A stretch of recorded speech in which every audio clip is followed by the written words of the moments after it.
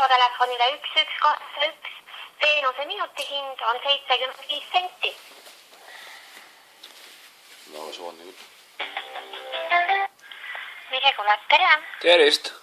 Tere! Selline mure, et praegu üks tõlkimine on pooleli, et oskaksite mulle tõlkida eesti keelest saksa keelde sõna düsenteeria? Ma vaatan üks hetk, palun.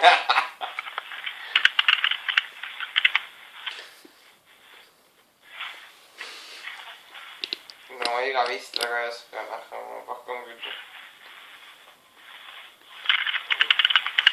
Mida nagu teha siukses olukorras, ma nagu vaatasin, et sakslastel on nagu kõige rohkem nagu abinõusi. Mul on 2 päeva on düsenteeria juba kallal.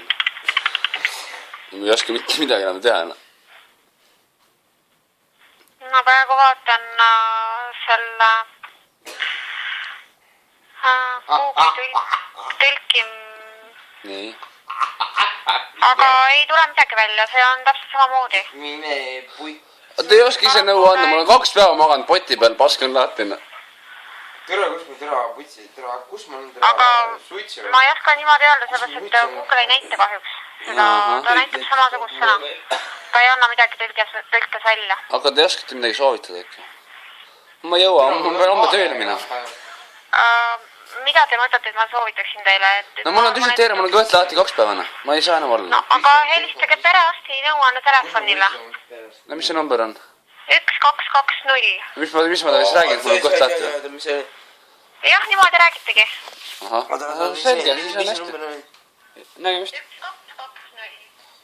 1220. Oota, ma nüüd Kerti üles ka aga ma nii kerti jõu.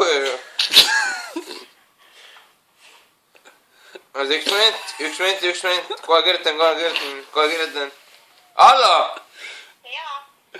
See on lühinumber 1220. Võib-olla jääb meelde. Jaa, 1220 on väga hea number, see on normaal 12. Nüüd hakkas, oota, kuidas see oli? See oli 2 kaupa oli parem. Ei, 1220. 1220? Jah. Aitäh teile! Jaa, palun. Kena võtad, mul sõbrale ei meelde.